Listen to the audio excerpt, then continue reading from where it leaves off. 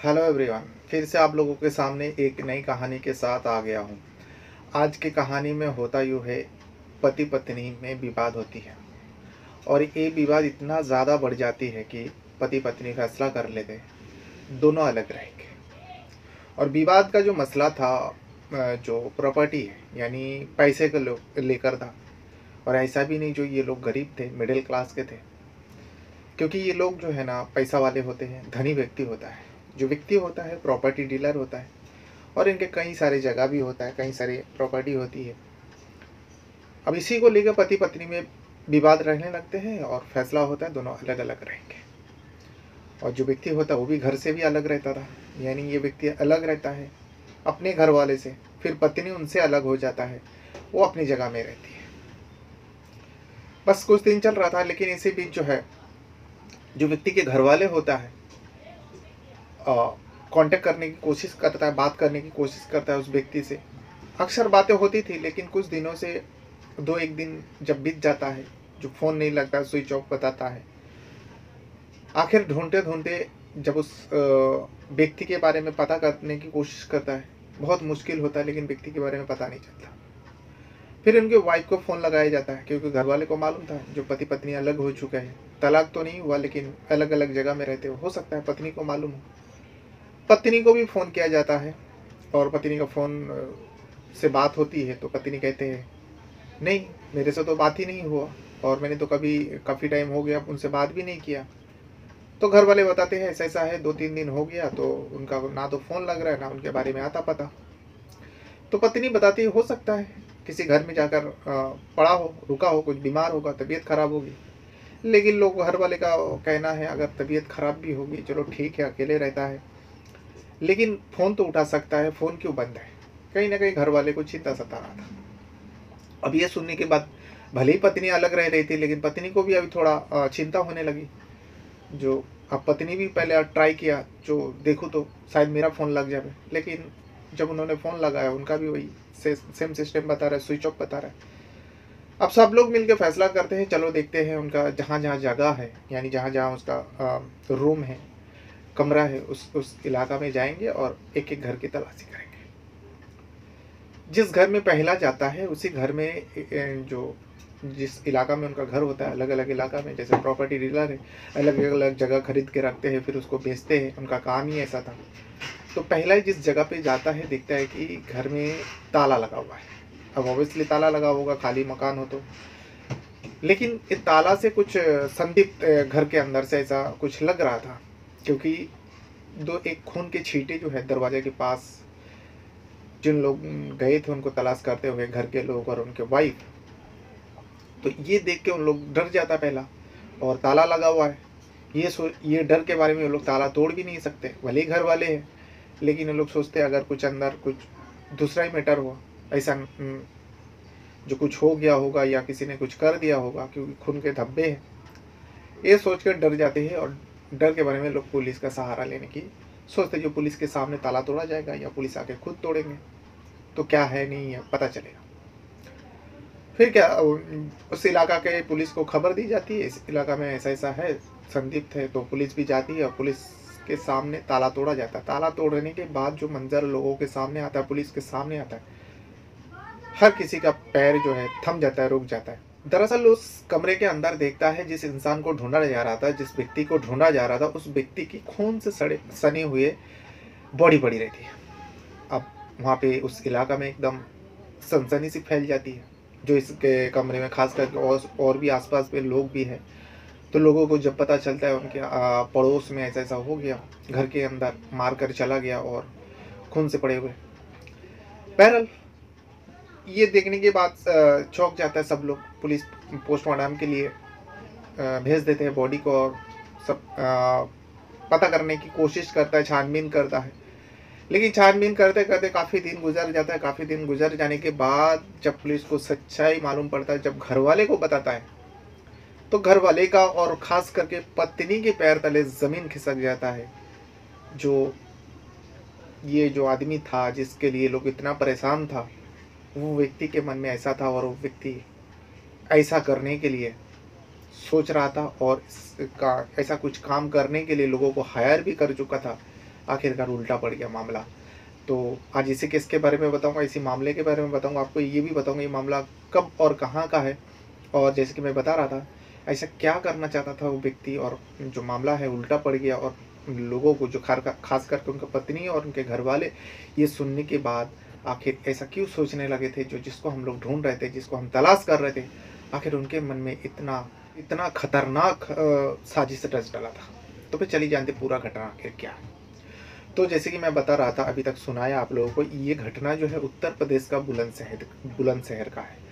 बुलंदशहर में एक police station आती है काकोर, और इसी काकोर पुलिस स्टेशन के अंदर 13 नवंबर 2023 को फ़ोन आती है। एक जगह से कोई व्यक्ति फ़ोन करता है और कहता है हम लोग इस इलाका में हैं, एक व्यक्ति को ढूंढते हुए। उसके कमरे तक आया है, लेकिन कमरे का दरवाज़ा बंद है और ताला लगा हुआ बाहर से, और ऐसा लग रहा है कुछ कमरे के अंदर है, क्योंकि दरवाजे के पास ही एक खून के छींटे पड़े हुए हैं। अब पुलिस को खबर मिलती है, पुलिस का काम है, पुलिस वहाँ पे जाती है। जाने के बाद पुलिस भी देखती है वाकई खून का छींटा है, धब्बा है। तो उसके चलते अब पुलिस वाले सीधा ताला तोड़ने का, पुलिस के सामने ताला तोड़ा जाता है। ताला तोड़ने के बाद देखता है कि जिस व्यक्ति को ढूंढ रहा होता है, उस व्यक्ति का नाम होता है तेजपाल। अब तेजपाल का जो है खून से सने हुए उस कमरे के अंदर बॉडी पड़ी रहती है। अब बॉडी जैसे मिलती है, सब लोग का होश उड़ जाता है, जो ऐसा कैसा हो सकता है। फिलहाल बॉडी को कब्जे में लेती है पुलिस और पोस्टमार्टम के लिए भेज देता है, और इस केस के जुट जाता है और इस केस के बारे में छानबीन करने लगता है। सबसे पहले तो तेजपाल के बारे में पूछा जाता है, तेजपाल के परिवार से। तो जितने भी लोग थे उनमें तेजपाल की वाइफ भी थी, और जिनका नाम है बबीता। बबीता से पूछा जाता है जो क्या मामला है, क्या मैटर है। तो बबीता जो बताती है, इसको पुलिस को भी शक हो जाता है बबीता के ऊपर। दरअसल बबीता बताती है जो हाँ मेरे पति थे, लेकिन हम लोग अलग रह रहे थे। अलग रहने का वजह जो है घर के मैटर है, झगड़ा है पैसा को लेकर और प्रॉपर्टी को लेकर। पुलिस वाले हैरान हो जाते हैं, पति पत्नी के बीच में पैसा को लेकर कोई अलग रह सकता है और प्रॉपर्टी को लेकर, क्योंकि ये दो जो भी होता है दोनों का ही होता है। फिलहाल घर वाले से भी पूछताछ किया जाता है, जो मरने वाला व्यक्ति तेजपाल के घर वाले हैं, उनसे भी जब पूछा जाता है तो उन लोग का भी वही कहना है, हाँ ऐसा है, और तेजपाल जो थे वो हम लोग से भी अलग अलग ही रहते थे।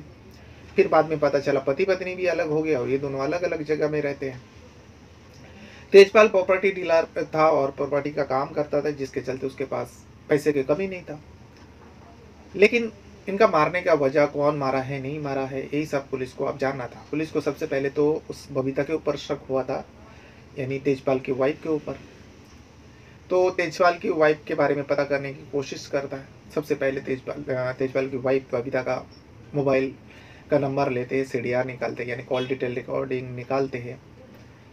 तो इसमें निकालने के बाद तो कुछ पता नहीं चलता, ऐसा कोई संदीप या किसी से बातचीत ऐसा उस बबीता के नंबर से निकाल नहीं पाया था, क्योंकि पुलिस को लग रहा था हो सकता है पत्नी किसी से मिलकर और इसे मर्डर कर दिया हो, क्योंकि दोनों के दुश्मनी चल रहे थे, भले ही पति पत्नी थे। लेकिन ऐसा कुछ संदीप नज़र नहीं आता, इसलिए अब बबीता को रेडार से थोड़ा बाहर कर देते हैं। फिर उसके बाद पुलिस वाले सोचते चलो जिस जगह पे इस घर के अंदर मौत दी गई, तो इस घर के आसपास कोई तो आया होगा जिन्होंने इस काम को अंजाम दिया। तो आसपास CCTV खंगालता है, और इत्तेफाक से तेजपाल जिस घर में रह रहा था उस इलाका में एक भी CCTV मौजूद नहीं होता। तो ये CCTV का भी एंगल जो है अब पुलिस वाले का हाथ खाली हो जाता है, जो इस एंगल से भी आप जांच नहीं कर पाते, क्योंकि CCTV कैमरा है ही नहीं, तो कैसे पता चलेगा। फिर घर वाले से पूछताछ करता है, जो तेजपाल का किसी से दुश्मनी किसी से दोस्त थी, और तेजपाल का मोबाइल का नंबर लेते हैं।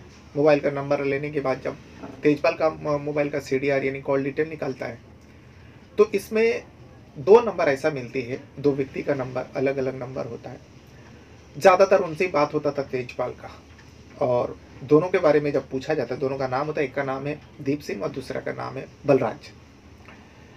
अब दोनों के बारे में जब उस परिवार से पूछा जाता है, तेजपाल के परिवार से और बबीता से पूछा जाता है, तब दोनों बताते हैं, यानी तेजपाल का जो परिवार है उन लोग भी बताते हैं और बबीता भी बताती है। जो ये दोनों जो है तेजपाल का खास दोस्त है, अक्सर दोनों के साथ उठना बैठना और हर चीज़ करना, यानी तेजपाल, दीप सिंह और बलराज तीनों हमेशा साथ साथ में रहता था, और इधर उधर जाना यानी गहरा दोस्त है, बेस्ट फ्रेंड कह सकते हो। लेकिन दीप सिंह और बलराज के बारे में, क्योंकि ये 13 नवंबर को सब कुछ घटना हुआ था और उस घटना के वक्त भी कुछ देर पहले भी तेजपाल से बात हुई थी इन दोनों का। तो पुलिस ने सोचा कि चलो हो सकता है इन दोनों बता सकता है, दोस्ती दोस्ती है तो बता सकता है कौन दुश्मन था तेजपाल के साथ, कौन ऐसा कर सकता है। जब इन दोनों के बारे में खबरी को लगाया गया, जो पता करो तो दीप सिंह और सबसे पहले तो पुलिस इन दोनों से पूछताछ करता है, बुलाता है, आते भी है और बताता है। जैसे घर वाले बताया, बबीता ने बताई, वैसे ये दोनों का भी कहना है, यानी दीप सिंह और बलराज का भी कहना है। जो हम तीनों बेस्ट फ्रेंड हैं, हम तीनों हर चीज़ बातचीत करते हैं, लेकिन तेजपाल के साथ कौन ऐसा कर दिया हमें नहीं पता। लेकिन इन दोनों से जब पूछताछ कर रहे थे पुलिस, कहीं ना कहीं इन दोनों को ऊपर भी शक होने लगा था पुलिस को, क्योंकि धीरे धीरे दिन बीत रहा था। और यहाँ पता चला था पोस्टमार्टम का रिपोर्ट से, और उनको गोली मारी गई थी तेजपाल को, और बड़ी करीब से गोली मारी गई थी। अगर कोई दुश्मनी निभाएगा या कोई क्रिमिनल होगा या गोली मारने वाला जो व्यक्ति होता है वो दूर से वार करेगा, अब नज़दीक से वार किया यानी कोई करीबी लोग होगा। इस वजह से जो है ना पुलिस वाले को दीप सिंह और बलराज के ऊपर शक हो जाता था, शक हो गया था। अब इसी को लेके है, अब उस टाइम तो इन दोनों को छोड़ देते हैं, लेकिन पुलिस का जो शक है इन दोनों को और होने की वजह से खबरी को एक्टिव करता है और खबरी को बताया जाता है जो दीप सिंह और बलराज के बारे में पता करो किस टाइप का इंसान है दोनों। अब खबरी कुछ दिन बाद इन दोनों के बारे में पुलिस को टिप देती है, जो दीप सिंह है और बलराज है। इन दोनों का भी प्रॉपर्टी डीलिंग का काम है, और बलराज तेजपाल के साथ प्रॉपर्टी डीलिंग में ये लोग भी शामिल थे। लेकिन इन दोनों का बैकग्राउंड जो है थोड़ा क्रिमिनल है, यानी बदमाश टाइप का है। बस ये सुनने के बाद ही पुलिस वाले फिर से दोनों को बुला रहे हैं। दोनों को बुलाने के, क्योंकि यहाँ धीरे धीरे दिन बीत रहा था और घर के अंदर ऐसा मर्डर हो जाता है, लोगों का गुस्सा, परिवार का बार बार पुलिस का चक्कर काटना, तो इसको लेकर जो है अब पुलिस वाले दीप सिंह और बलराज को फिर से दोबारा जब पुलिस स्टेशन बुलाता और इस बार सख्ती करता है। पूछताछ करते करते जब सख्ती डराता है तब दोनों अपनी सच्चाई कबूल कर लेता है। सच्चाई कबूल करने के बाद जब घर वाले को पता चलता है तो घर वाले का भी पैर तले जमीन खिसक जाता है, खास करके बबीता की।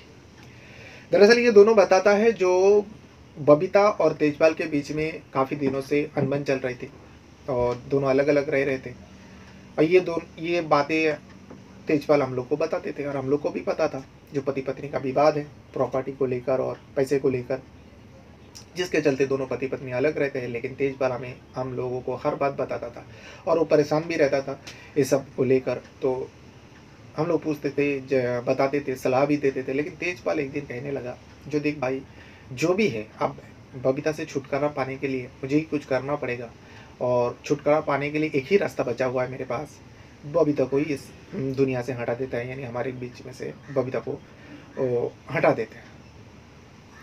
यानी बबीता को मारना चाहते थे। लेकिन कैसे मारता तेजपाल वही डिस्कस इस दीप सिंह और बलराज से करता है, जो तुम तो इस टाइप का इंसान हो, कोई तुम्हारे नज़र में है जो ऐसा काम को अंजाम दे दे, बदले में ऐसा नहीं, फ्री में नहीं, दोस्ती के खातिर नहीं, बदले में मैं उन्हें पैसा भी दूंगा। अब तेजपाल कहता है मैं इस काम के लिए 6 लाख रुपए देने के लिए तैयार हूँ। अब जैसे 6 लाख की बात आते हैं तो ये दीप सिंह और बलराज जैसे बदमाश टाइप का था, क्रिमिनल था, इन दोनों के मन में लालच आ जाता है और इन दोनों कहने लगता है तेजपाल को, देख भाई बाहर के लोगों को हायर करेगा और तू जो 6 लाख रुपए दे रहे, ये 6 लाख एक काम कर हम ही लोग को दे दे, हम ही लोग तेरा काम कर देते और किसी को शक भी नहीं होगा जो घर के लोग कोई ऐसा कर सकता है, पहचान वाले में से था। तो इसमें तेजपाल राजी हो जाता है। तेजपाल को काम से मतलब था, उनके वाइफ को हटाना था बस। तेजपाल राजी हो जाता है और कह देते ठीक है अगर ऐसा ही है तो 3 लाख रुपए वो एडवांस भी दे देते हैं। 3 लाख रुपए कैश फौरन उन दोनों को दे देता है, दीप सिंह और बलराज को। देने के बाद कहते हैं जो इस इलाका में रहता था, और दीप सिंह और बलराज को भी पता था उस इलाका में रहता था, अब उसको मारने के लिए, बबीता को मारने के लिए ये दोनों वहाँ उस इलाका में घूमते रहते हैं, रैकी करते रहते हैं। लेकिन बबीता ऐसे बाहर नहीं निकलती है, कभी कभार ज़रूरत पड़े तो बाहर निकलते, उस टाइम लोगों का भीड़ भी रहती है, तो ऐसा तो मारा नहीं जा सकता। 2-3 दिन बीत जाता है लेकिन इन दोनों को जो है बबीता को मारने का कोई रास्ता नहीं नज़र आ रहा है। तो तेजपाल यहाँ परेशान हो रहा था, तेजपाल जल्द से जल्द बबीता को हटाना चाहता था। अब ये दोनों सोच लेते हैं जो भाई बबीता को तो मारना, ये दोनों के बीच में बातचीत होती है, दीप सिंह और बलराज के बीच में। बबीता को मारना इतना आसान नहीं है, लोगों को भीड़ में मारेंगे तो हम लोग फंस जाएंगे और हम लोग पकड़ा जाएंगे, तो क्या किया जाए। और इस बीच दोनों ने जो 3 लाख रुपए लिए भी थे, दोनों बंटवारा भी कर चुके थे और उसमें कुछ पैसा भी खर्च कर डाले थे दोनों पे। तो दोनों फैसला करते, देख भाई बबीता को तो मारना मुश्किल है, अगर नहीं मारेंगे तो तेजपाल हम लोग से पैसा वापस मांगेगा, वो किसी दूसरे को देगा। तो दोनों ये सब बातें करते करते दोनों सोच लेते और दोनों कहने लगते, क्यों ना तेजपाल को ही हम लोग रास्ते से हटा देते हैं। तेजपाल अकेला रहता है और तेजपाल के घर आना जाना हम लोग का है, और तेजपाल को अगर मार दिया ना तो तेजपाल को पैसा देना पड़ेगा और ना किसी को पता चलेगा। अब ये दोनों के मन में ये बात आ जाती है। अब तेजपाल बार बार उन लोग से फ़ोन करता है, पूछता है क्या हुआ, कब तक करोगे इस काम को। तो फिर दोनों इसी बात को लेकर डिस्कस कर लेते और फाइनल तक पहुंच जाते, चलो ठीक है ऐसा अगर है तो। तेजपाल भी बार बार परेशान कर जो कर दो, तो तेजपाल को ही ख़त्म कर देता। 13 नवंबर को जब तेजपाल का फ़ोन आता है, ये दोनों कहते हैं भाई हम दोनों तो आपके घर में ही आने वाले थे, कुछ बात कर रही हैं बबीता को लेकर। तो तेजपाल कहता है ठीक है आ जाओ, मैं घर पर ही मौजूद हूँ। जिस घर में वो रह रहा था, जिस घर में बॉडी मिलती उसी घर का एड्रेस देता है और ये दोनों पहुँचता है, दीप सिंह और बलराज। अब जिस पिस्टल को लिया था बबीता को मारने के लिए, उसी पिस्टल के साथ दोनों उस घर में जाते हैं और जाने के बाद बबीता के बारे में सब कुछ बताते हैं। लेकिन इसमें तेजपाल कहता है देख भाई इसमें मैं क्या कर सकता हूँ, तुम लोग इस काम को लिया तो इस काम को अंजाम तक पहुँचाओ, नहीं तो मेरा पैसा मुझे वापस दो। और इन दोनों को भी पता था पैसा मांगेगा, अगर कम नहीं करेंगे तो दूसरे से कराएंगे और हम लोग को फ्री में पैसा थोड़ी देगा, पैसा मांगेगा।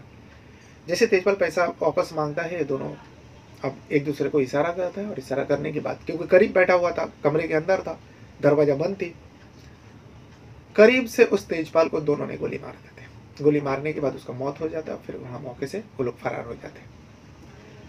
अब जब करीब से मारा था तो खून का छींटा उन लोग को भी ऊपर गिरा था, इस वजह से जब बाहर निकलता है तो खून का छींटा उस दरवाजे के पास भी लग जाता है। फिर उन दोनों बाहर से ताला बंद करते हैं, बंद करने के बाद वहाँ से फरार हो जाते हैं। लेकिन इस कहानी को जब दोनों ने बयान किया पुलिस के सामने और पुलिस ने पूरा घर वाले को बताया, तो खास करके जो बबीता है उसके पैर तले ज़मीन खिसक जाते हैं। जो वो जिसको लेकर परेशान थी, भले ही वो अलग रह रही थी गुस्से में, नाराज़गी में, लेकिन उन्होंने ऐसा नहीं सोची थी जो उनका पति जो है उन्हीं को मारने के लिए हायर कर चुका था और उन्हें मारने के लिए रैकी भी कर रहा था। लेकिन किस्मत अच्छी थी जो बाहर नहीं निकली, वो घर पे ही रहा करती थी, जिसकी वजह से वो बच गया। और जो जिसे हायर किया था वो लोग पैसे ना देने पड़े, इस वजह से जिसने हायर किया था उसी को मार देता है, यानी जिसने सुपारी दी उन्हीं का मौत आ गया। तो दोनों ने मिलकर उसको मार देते। और ख़ास करके जो तेजपाल की परिवार है उन लोग को भी हैरानी होती है, जो तेजपाल ऐसा भी कर सकता है। एक छोटी सी विवाद को लेकर पति पत्नी को वो रास्ते से ही हटाना चाहते थे। बहरहाल इस कहानी को सुनने के बाद हर कोई सोच में पड़ जाता है, जो भरोसा करे तो किसके ऊपर करे। बहरहाल अपने साथ साथ अपना परिवार का भी बहुत ज़्यादा ख्याल रखिएगा। और ये कहानी जो है उत्तर प्रदेश का बुलंदशहर का है, जो 13 नवंबर 2023 को इस घटना को अंजाम दिया गया था। लेकिन 15 नवंबर तक जब उनको फ़ोन नहीं लगता तेजपाल का, तब तेजपाल का घर पहुंचता है, घर वाले पहुंचता है, फिर पुलिस को फ़ोन करता है, पुलिस जाते ही ये पूरा मामला छानबीन के बाद पता चलता है और सच्चाई सामने आता है। ये था वो कहानी। अपने साथ साथ अपना परिवार का भी बहुत ज़्यादा ख्याल रखिएगा। और इस वीडियो को देखने के लिए आपका बहुत बहुत धन्यवाद करता हूँ। Thank you very much.